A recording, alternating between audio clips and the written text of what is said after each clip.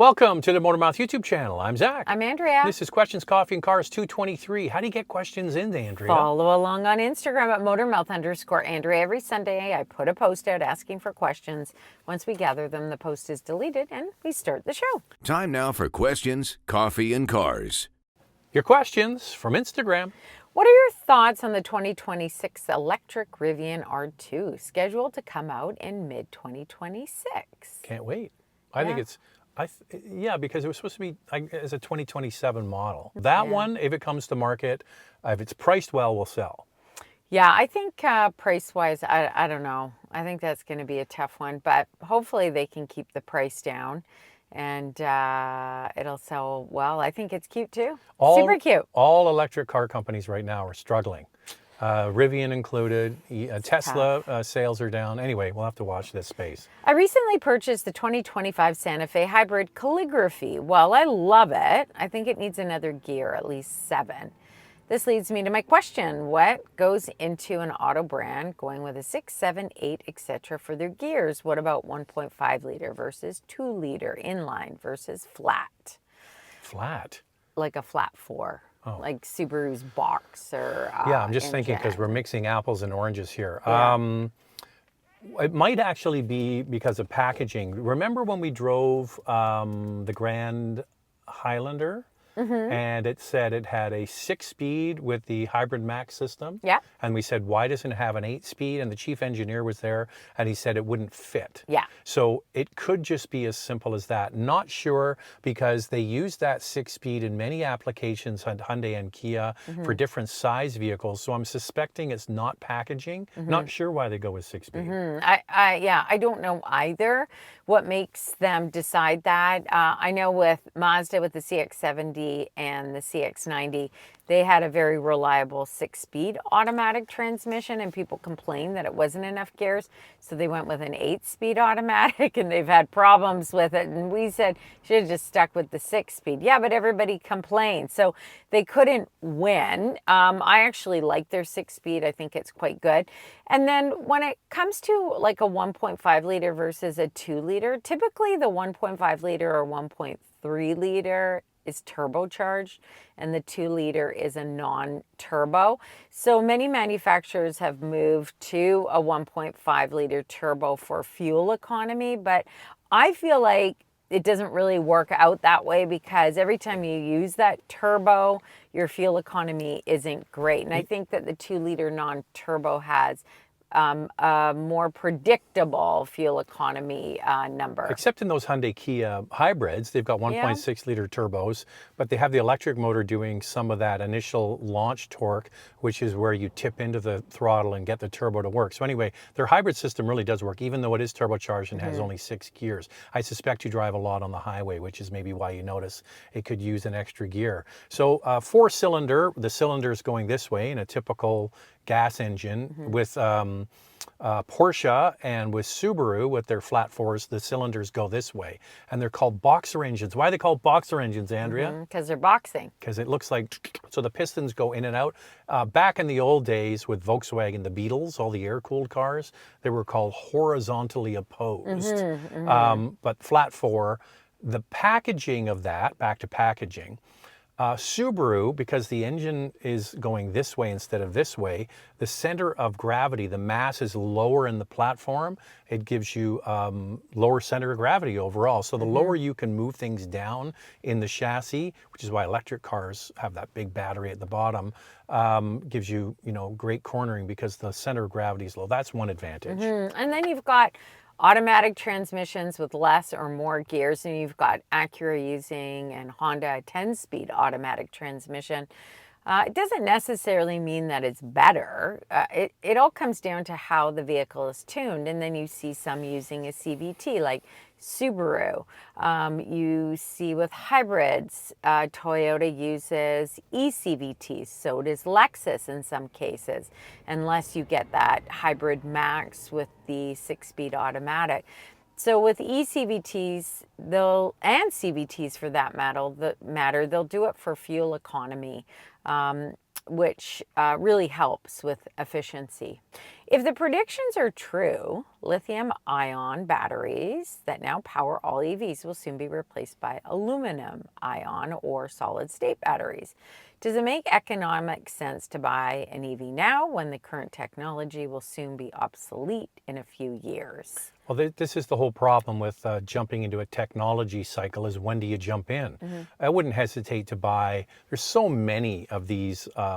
And the other thing is you wait till you see the price of solid state batteries. Okay. So I suspect that the solid state technology is going to be introduced on luxury cars first. We believe for the Toyota group, it's going to be Lexus. They did talk about that 2 years ago at the Japan Mobility Show, that they're going to have the solid state batteries coming probably in 2027, but that would be an Lexus product. So these are not going to be the same price. I think the current battery technology is going to be used for many, many years until they can get the price of the new technology down. So you have to decide when you want to jump in on the technology cycle. Yeah, and I also think we're still a bit away, and I would just lease an EV. Depreciation is not great. We just put out a video on BYD when we were at the Japan Mobility Show, and a lot of people wanted to see what BYD is offering. So we did like a whole interior tour of BYD models on display. And the thing is, we ran into an Australian journalist, and he said in Australia, BYD has been a massive hit. Not only is it a reliable brand, but resale value is very good on it, which makes people want to jump into BYD. And he said it's not the same for other brands. And we see a huge depreciation issue with electric vehicles. So frankly, unless you're going to buy a used one where somebody else takes the hit, I would just lease it. I just want to jump in on that. The big problem we've had over the last 5 years is a lot of the EVs, or I will just rephrase that. The majority of EVs have been expensive. They have not been value plays, right? So a lot of luxury brands, a lot of high-end trims sold as electrified. So they were expensive. Historically, in the automotive market, the line I always use is the bigger they are, the harder they fall. The more expensive cars are initially, the faster they depreciate. And that's shown up to be true with electric vehicles. My hope is that we're going to have some lower priced EVs come into the marketplace. General Motors has just announced the new Chevrolet Bolt. They've said there's going to be a whole family of less expensive EVs coming. So those ones, even though they depreciate, the amount they depreciate is less. So that might be why BYD is holding their value, because they were maybe less expensive to start with. Probably. The other thing is, I have no problem with Chinese vehicles being offered in Canada or in North America, as long as they're built here. So if you're going to ship them in from China and dump them, I don't agree with that. But if you actually want to sell these models and you want to employ North American workers, I'm all for that. But that's not what's being offered. So if you're not aware, the whole issue with the Chinese EV space is that there's been so many incentives placed by the Chinese government and regional governments. So what happened was the Chinese government said, we're going to stimulate this technology. We want to put all this seed money in to get electric vehicles and the supply chains and the batteries and all the rare earth materials. And they basically cornered a lot of that stuff, especially the rare earth stuff.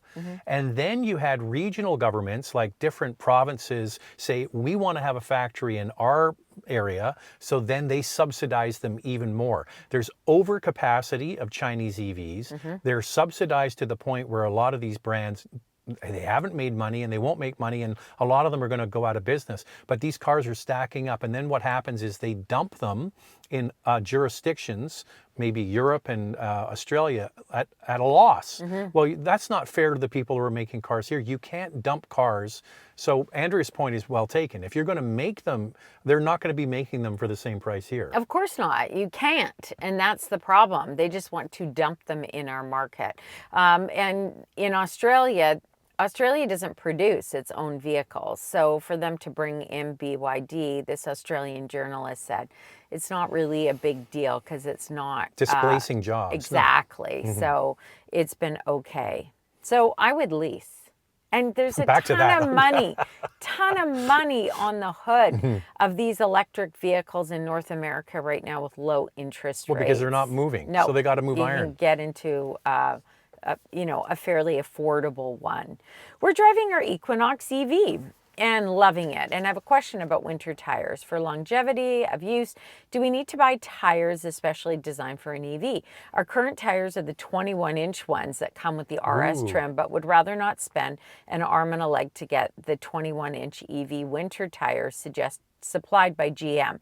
Any suggestions for tires or tire brands we should look at? So first off, you don't have to get a tire that's made specifically for an electric vehicle, but you do have to factor in the weight of the vehicle, how fast it goes, these types of things. You have to get a tire that is appropriate for your electric vehicle.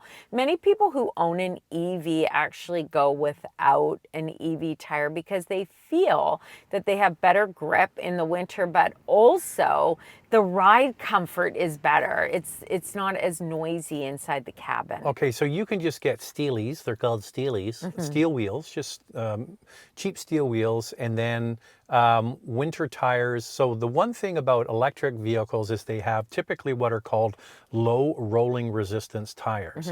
So it's typically a harder compound, which is what you don't want in winter. You want a softer compound. So the weight of the car and the softer compound on a winter tire can scrub through those tires very quickly. So if you're not aware, we bought a Bolt recently, a Chevrolet Bolt, and I was on all kinds of forums, and the number one issue with the Bolt owners is the cars chew through tires. That's going to be the case for any EV. They're just very heavy, and winter tires are soft, so you're going to scrub through those quickly. My advice would be put them on late in the season, like December 1st, and take them off as soon as you can. The other factor the other thing you have to factor in is tire repair kit, run flat tires. Not sure off the top of my head what the Equinox is. Suspect it's a tire repair kit. So things like that all have to go into the equation. So go on an Equinox Facebook group. Go on Facebook and type in Equinox group, and there'll be a few dozen of them. Sign up to the biggest ones and see what other people are using for winter tires and go with their recommendation. And the Equinox EV is a tire repair kit. So there you go. Yeah. You have to factor that in. I understand there's a mandate for 26% EV sales in British Columbia. British Columbia is where we live in Canada, but there still is not enough charging stations available outside of the Lower Mainland. Living in the Kootenays is a prime example of this. You're right. So right now, as it stands, British Columbia by 2026 has Wait a second. That's like just 2 months away. 26% of sales have to come from BEVs or plug-in hybrids. And then by 2035, 100%. Now, the federal government has paused their program as it stands, and some are asking, well, is BC going to do the same? Well, Adrian Dix, who is our Minister of Energy and Climate Control, he says they have no plans to pause it. However, they're open to making some changes to it. They announced this summer they were doing, because they're not going to hit 26% by 2026. Not going to happen. Nope. So if you're not aware, the penalty to a car company, say you're a Ford Motor Company, and you don't sell, it's not 26% of overall sales, it's 26% for each company. Yep. Now, that's not a problem for Tesla. It might not even be a problem for General Motors because they have a lot of electric cars, but it would be a problem for some brands. So as it stands right now, if a car company doesn't hit that 26% in 2026, the regulations are written that every non-electric vehicle will have an extra $20,000 added to the price. Yeah. Like, that's just financial suicide for the car Ridiculous. companies, and it's not going to happen. So they announced in the summer they're having, and it's supposed to be happening right now, a rethink on all this, and then they're going to report back. I would suspect it might even be by the end of Questions, Coffee, and Cars. We don't know. But any day now, they're going to have to announce that, wait a second, 26% isn't going to happen. And they'll just kill the car industry if they did 20 grand per car. And Adrian Dix has said, do we want to be with the rest of the world and the environment, or do we want to go with President Trump and his views on climate? It's got nothing to do with President Trump. It has nothing. It's got to do with an ideology versus reality. For sure. And the reality is, they're not going to sell 26%. No. So you can't add $20,000 to every single car. Imagine you go in there and you want to buy a $30,000 Hyundai Elantra. And then they go, yeah, by the way, it's now 50 grand. Like, it's just not going to happen. And so they're rethinking it. Guarantee you that the regulations will be rewritten, or they'll pause it as well. Like brands such as Subaru and even Mazda, for that matter, really struggle with meeting that target for sure. And the $20,000 is brutal for them. Now, you can buy credits if you don't make your target from brands like Tesla, who obviously have a ton because they only sell electric vehicles. So Elon Musk will sell credits to these manufacturers. The whole thing is just really silly. Well, I remember doing radio interviews like 2-3 years ago saying, oh, we're going to go 100% EV by 2035. I said, that's a fantasy. I know. It's not going to happen. No. And the thing is that people vote with their wallet, and they also vote at the ballot box. Back to your Donald Trump question. And there will be ramifications for governments that make these silly, it's really silly laws. Not going to happen. It will not happen. The $20,000 will not happen. They're going to have to backpedal on this. And BC had a high uptake on electric vehicles, for the past couple years, not 26%, but in the low 20s. Yeah, did well. And that was because our gas prices were through the roof. Well, now gas prices have come down, and people are looking at the gap between buying a gas model, a hybrid, and a plug-in hybrid to a BEV. And they're saying, look, I don't think that I'm going to make up the difference. So I'm just going to go with a hybrid and possibly a lower trim or a gas model. So just quickly off the top of my head, the last numbers I saw, we were as high as 23% in British Columbia, but that was overall. That included Tesla, not individual brands. Like I said, if you broke out each individual brand, there's no way you'd be at like 20%. So 23% was kind of peak EV in BC, and right now we've rolled down to about 15%. That's right. So anyway, those are the numbers. And I have to say Tesla here in British Columbia, well, at least in Vancouver, I shouldn't say British Columbia because there's a lot of different factors at play. But in Vancouver, Teslas are a dime a dozen. In fact, manufacturers who come out to Vancouver are shocked by the amount of Model Ys and Model 3s on the road. Yeah, but the sales have gone way down. Because of the whole Doge thing. Yeah. Now it's General Motors is the winner. They're the winner. The Equinox is the #1 selling EV in Canada. I currently own a 2024 VW Taos Black Edition with the redesign for 2025 for Taos, and now nearing year end. Would it be in my best interest to see if I can get a good deal on a 2025 model? Or in your experience, would you think that trading in a 1-year-old car is not the best move? Keep the car you have.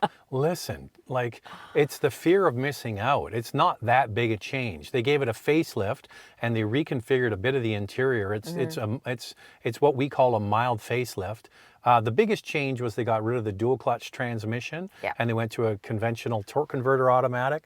But if you're happy with the way that the car you drive now, just keep it. I mean, you can run the numbers. There might be, but the Taos is selling like crazy. You don't think there's going to be killer deals out there. That's just financially not smart. I actually prefer the dual clutch transmission, but it was changed because there were too many complaints. People didn't understand the jerkiness. They just didn't get it. Whereas I actually like the driving dynamics that the dual clutch offers.